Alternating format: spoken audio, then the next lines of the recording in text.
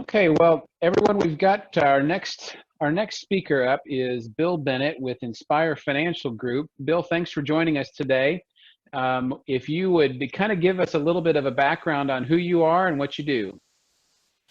Yeah, so my name is Bill Bennett, and I'm based out of Oklahoma, and been in the industry since 2006. And I got started right out of college into the industry. I've got double bachelors in accounting and finance, and I really fell in love with the being able to help people with their finances, help business owners with their finances, and that's just grown over the years. The passion for it's grown over the years.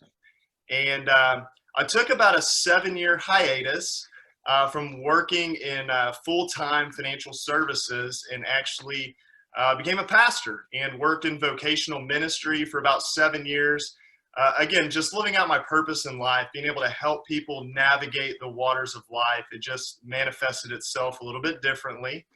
And then early beginning of this year, went back into the financial services realm, but this time more as operating as a virtual CFO for large corporations, small business owners, and we work with a lot now of people in higher ed. We work with folks in doctors and attorneys and CPAs and surgeons and dentists, and really working all over the course of the United States. Thanks so much, Bill. Why don't you go ahead and start your presentation? Perfect. So what I'm going to talk on today is strategies for improving our donor relations as well as our retention. And I think it's a very critical element that we all face. Universities specifically are facing it because there's just so much other competition that's out there. There's some common pitfalls that are being made. And so we've got some great strategies that we work with a lot of our large business owners on that is 100% applicable to universities when it comes to donor relations. And so fast forwarding through my slides, if that's going to be possible from Zoom, there we go. So some of the common challenges facing university donor programs right now is we're looking at giving loyalty as well as consistency. Those are some of the struggles. Another one is retention, being able to make sure that, our donors continue to give, they continue to see the value of their donations, of their gifts, annually, and they just continue to remain faithful to what they've set out to do to the universities. There's also competing nonprofits for charitable giving right now. That's a common challenge as the spike in nonprofits across the United States has grown. That does dictate where certain professionals are allocating their resources for charitable giving. And so obviously that's a common challenge. And I think the main challenge that every university is going to face when it comes to their donor programs is actually just busyness. We live in a world today that if it's not technologically automated, it tends not to happen. And there are so many things that are competing for individuals' time, competing for their brain space, competing for their finances, competing for their generosity, that it's really difficult for folks to stay, front of mind and top of mind, and really have a system in place that is automated when it comes to the generosity of those donors giving back to their universities. And so we have some great strategies to be able to help this because you see, with all of the technology that's in the world today, it means we need to have a new strategy. And so some of the concepts that I'm going to cover today is not necessarily a new concept when it comes to donor programs at universities, especially a lot of the large scale universities have been using these strategies for years. The difference though is how the strategy is designed. And so I'm going to cover a couple of things, but Andy Stanley, one of my favorite thought leaders in the entire world, says that everybody ends up somewhere, but few end up somewhere on purpose. And it's those with vision that do that. And so Tony Robbins did a study, and I love this study because what he did was he basically was having an event. And the event was going to be a couple of weeks out. And he sent out in advance the dinner menu for all of the guests that were going to be attending the event. And he sent that dinner menu out in advance. And for dessert, everyone was given two options. They were given cake or fruit. And the interesting part of this study is that when faced with the decision 2 weeks out, 90% of those chose fruit. Now you fast forward a couple of weeks, and he had another event very similar event, very similar types of demographics of those that were going to be attending. But this time, instead of sending the menu out in advance, they were given options once they got there. And once they got there, they were faced with two options when it came to dessert, and that was cake and fruit. And when faced with that decision in the moment, 90% of people chose cake. You see, we live in a world today of instant gratification. And when we plan and make strategic decisions towards the future, we tend to make better, wiser decisions. And when we're faced with decisions in the moment, we tend to make the one that's going to give us the instant gratification. And I love that study as it truly does describe the world in which we live in today. So we've got to create a strategy. It's got to be by design to allow for sustainable growth of quantity of donors, as well as the amount of giving per donor. And it's got to be strategic, and it's got to be designed. So what kind of strategy can be designed to assist universities in their donor efforts that's both beneficial to the donor as well as to the university? So there's a company called Guardian Life Insurance Company, and they've been around for 160 years. So they've seen everything that our country has been able to throw their way, and they're still standing. One of the top, one of the largest, one of the best. And they developed something called an executive strategies whole life insurance product. Now, initially, this ESWL was designed for large business owners. It was designed as a way for them to manage their cash reserves. It was designed as a way for them to give incentive programs to their executives. And we do a lot of that for a lot of our personal clients, as well as a lot of our business clients. But this strategy can be applied for our donors as well. And walk you through some of the ideas behind this ESWL. So the way it would work, let's say a donor is going to give $100,000 to the university. And just breaking it down and simplifying it, what's going to happen is then the university would take out an ESWL policy on the donor for a $100,000 a year premium. The university becomes the owner and the beneficiary of the ESWL, and the donor becomes the insured of the ESWL. So again, it's a life insurance policy. Donor gives $100,000, university takes out the policy. University is the owner and the beneficiary, and the donor is the insured on this specific policy. Now, how does it work, and why is this specific strategy significantly different and better than some of the other strategies that are out there utilizing life insurance that other universities and large universities use? Because this is a program and this is a strategy that is exclusive to Guardian Life Insurance Company, okay? So number one, you have 95% of immediate liquidity of the cash value in the first year of the policy. So the donor puts in $100,000, the university has access to almost $95,000 right away year one. There are very few whole life insurance policies that are out in the marketplace today that will offer 95% immediate liquidity. It's just unheard of. It normally takes 5, 10, 15 years just to recover what you've put into the policy, let alone anything additional to it. But this specific strategy gives 95% liquidity year one.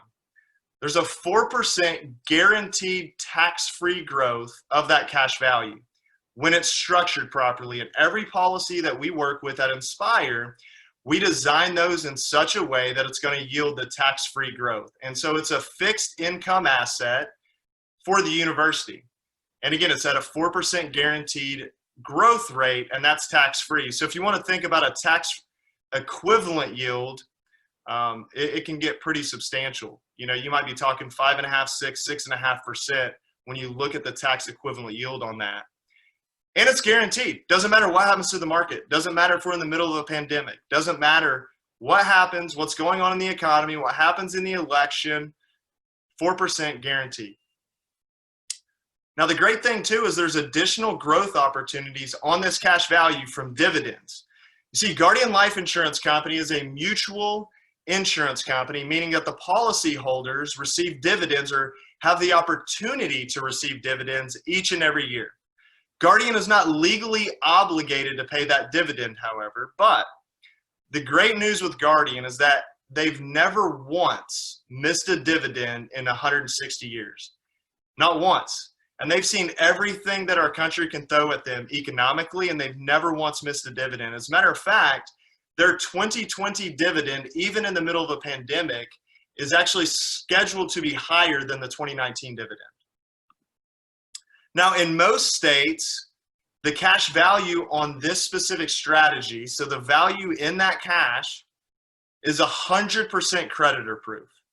Meaning, in the event of a lawsuit, in the event of a terrible event happening, nobody can come after the cash value that is held within inside of this policy.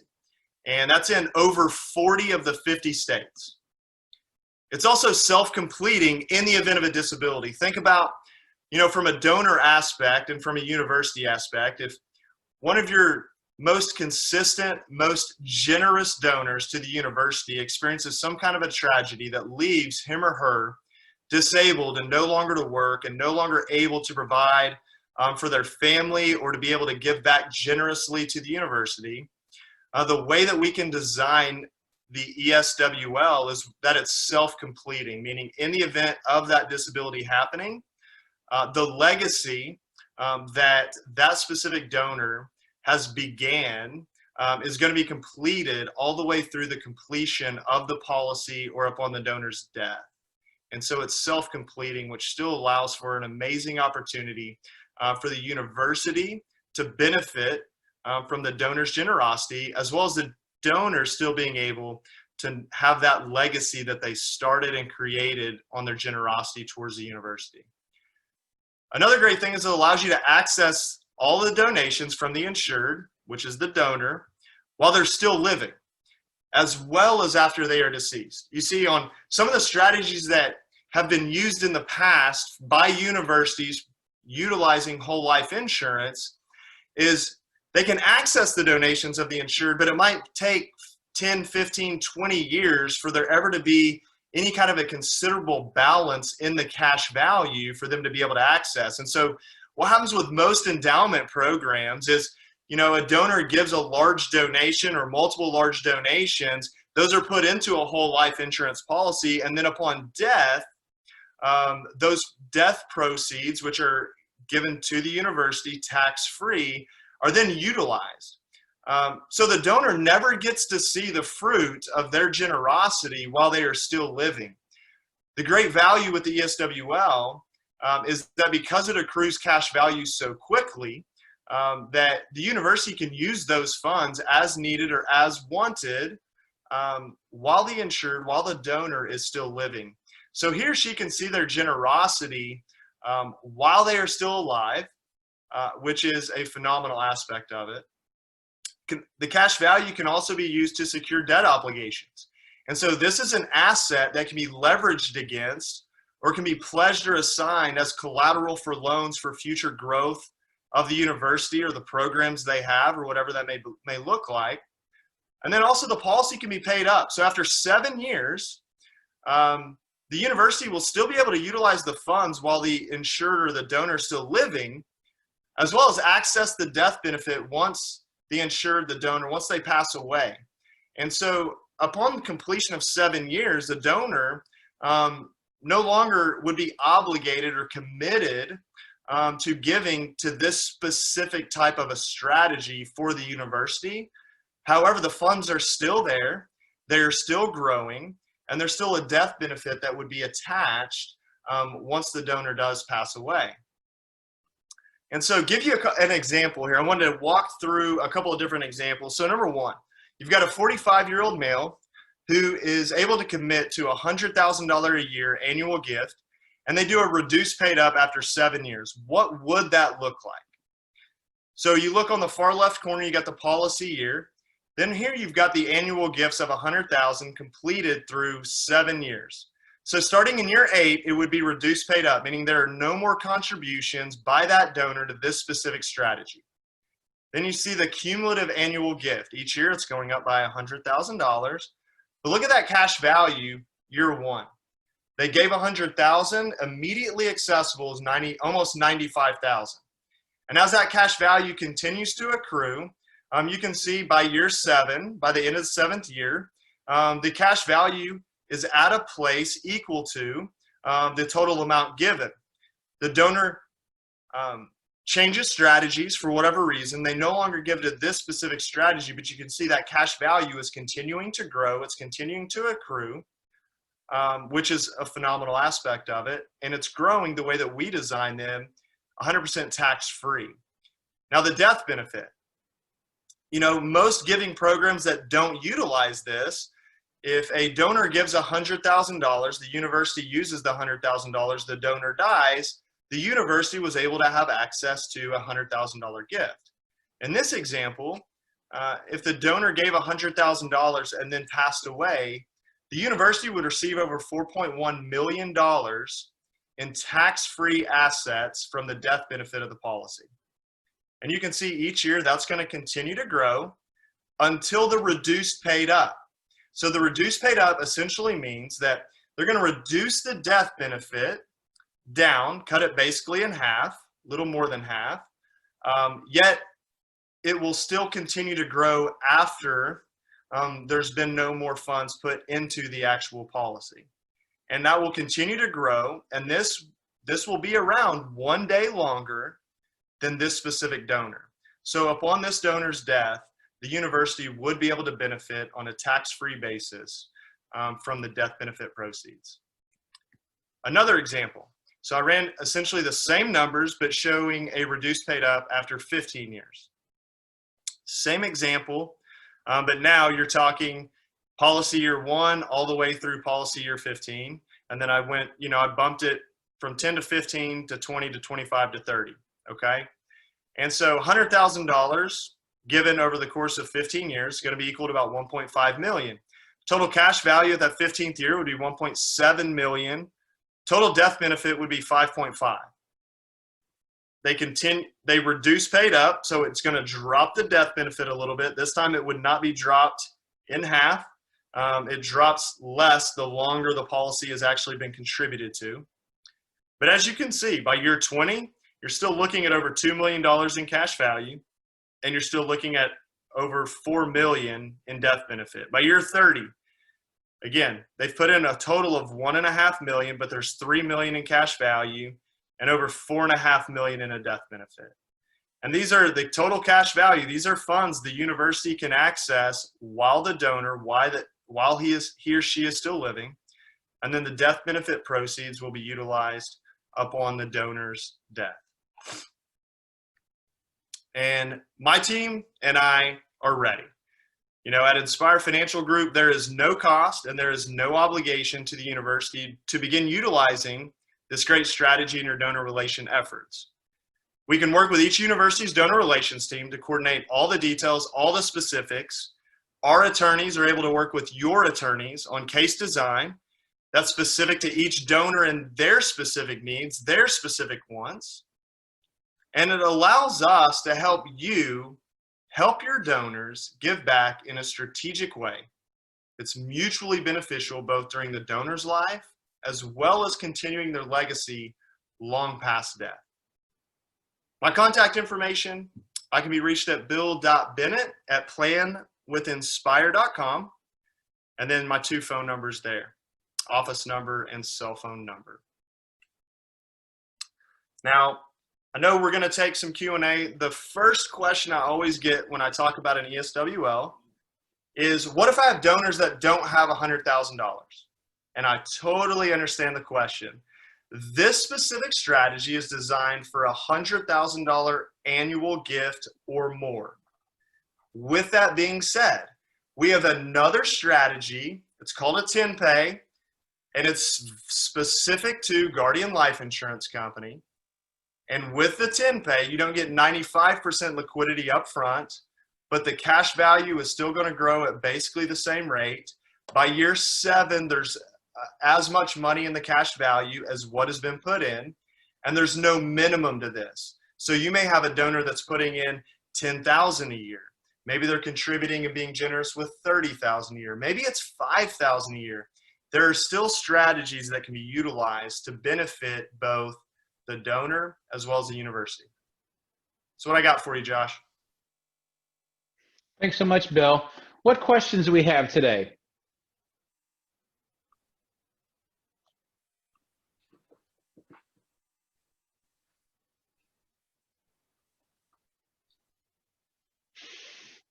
Bill, I don't know if you were on earlier, but the last group was commenting on your ability to grow your hair quite well compared to someone like me that is not.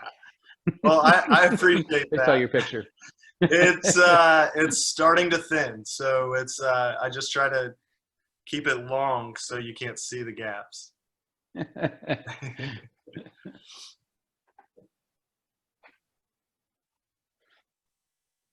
Well, remember, if you do have questions, certainly you can reach out to Bill at his email address or and pick up this information again. This strategy is one that I feel like could really help a lot of institutions be able to be strategic in helping their donors contribute to the institution at multiple times, both at the death of a constituent, but also right now in the present to be able to do that. So great information. Bill, thank you very much for your time today. I appreciate it, and we will talk with you soon. Hey, thanks for having me on, Josh. I'm honored that you asked me. Appreciate it. Thanks so much. Thank you.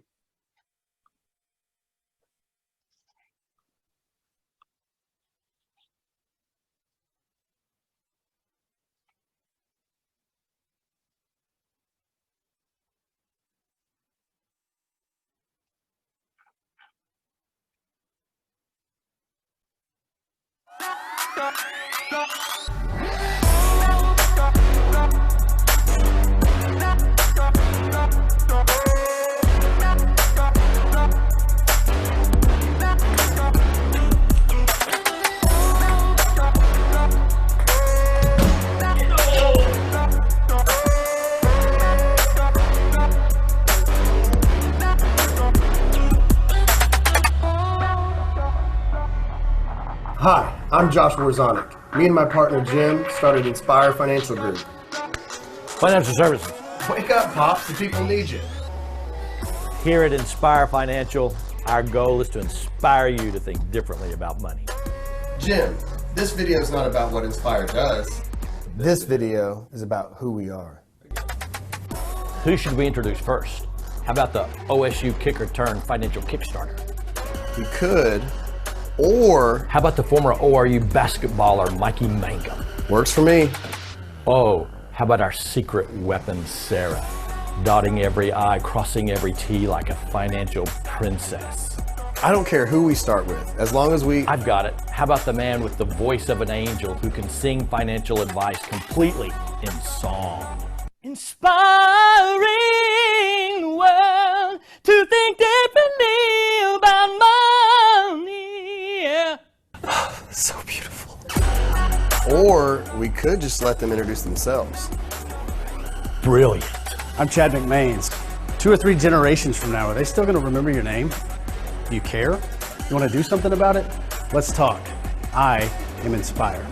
I played football at OSU, but I'm not a football player, I'm a kicker. And instead of game planning for Saturdays, now I'm game planning for financial futures.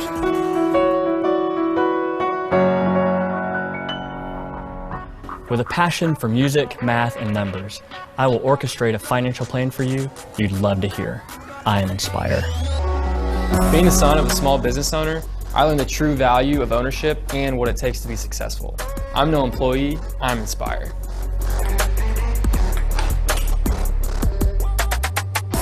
Being from a culturally diverse background, I love getting to help a wide variety of clients. And now that I think about it, maybe I'm only here because I make everything we do sound better. Josh? Being an ex-college baseball player, I needed something to fulfill my competitive edge after I graduated. As soon as I saw the ping pong table, I was sold. Hi, we're the Sheltons. No. We are Team Shelton. No. Hi, we are the Shelton team. Let us fight over your finances so you don't have to. We are Inspire. I'm a financial professional y te puedo ayudar con tus finanzas y construir un legado en español or in English. I'm Inspire. Oh, hi! Didn't see you there. I'm Bill, and I'm verifiably unemployable. I can't work for somebody else. Instead, I like to work with people, helping them live their best legacy. I'm inspired. Are you inspired? Guys, are you inspired?